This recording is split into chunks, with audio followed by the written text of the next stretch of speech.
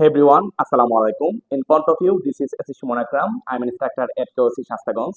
Today, I would like to talk about some most important structure of English grammar. আমরা যখন ইংরেজিতে কথা বলি তখন প্রায় সময় এই বাক্যগুলো বলে থাকি যে আমার যাওয়ার কথা ছিল, আমার যাওয়ার কথা আছে, আমার যাওয়ার সম্ভাবনা ছিল, আমার যাওয়ার সম্ভাবনা আছে, আমি তখনও গিয়েছিলাম না, আমি এখনো যাইনি। এই বাক্যগুলো কি আমরা কিভাবে ইংরেজিতে বলবো? আজকের এই ভিডিওটি সম্পূর্ণ দেখার পরে এই রিলেটেড বাক্যগুলো তোমার কাছে ইংরেজিতে বলা মনে হবে পানি পানি। চলো দেখে নেওয়া যাক।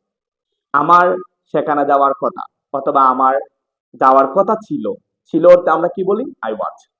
কোন একটা কিছু ছিল বোঝাতে আমরা অতীতকালে আমার ক্ষেত্রে কি বোঝাই? আমার ক্ষেত্রে বোঝাই আই ওয়াজ। আমার যাওয়ার কথা ছিল, I was suppose to go. আমার যাওয়ার কথা আছে, I am suppose to go. আমার যাওয়ার সম্ভাবনা ছিল, I was likely to go. আমার যাওয়ার সম্ভাবনা আছে, I am likely two go. আমি তখনও গিয়েছিলাম না, I I was yet to go. আমি এখনো যাইনি, I am yet to go.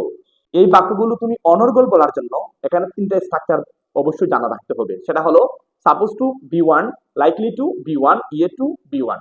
Suppose to কোনো একটা কোনো একটা কাজ করার কথা ছিল অথবা কোনো একটা কাজ করার কথা আছে। অতীত কালে যদি কোনো একটা কাজ করার কথা ছিল হয় তখন বলবেন আই ওয়াজ। বর্তমানে হলে I am. I was suppose to, I am suppose two.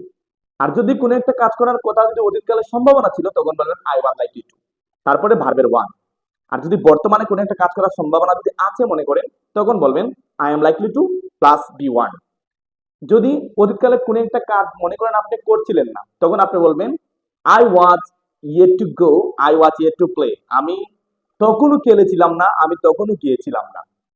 বর্তমানে যদি আপনি বলেন তখন বলবেন I am yet to go, আমি এখনো যাইনি। I am yet to go, আমি এখনো যাইনি। I am yet to eat, আমি এখনো খাইনি। I am yet to play, আমি এখনো খেলিনি। I am yet to listen, আমি এখনো শুনিনি। I am yet to understand, আমি এখনো বুঝিনি। এইভাবে তুমি বারবার প্র্যাকটিস করো, দেখবা তোমার কাছে ইংরেজিটা পানি পানি মনে হবে।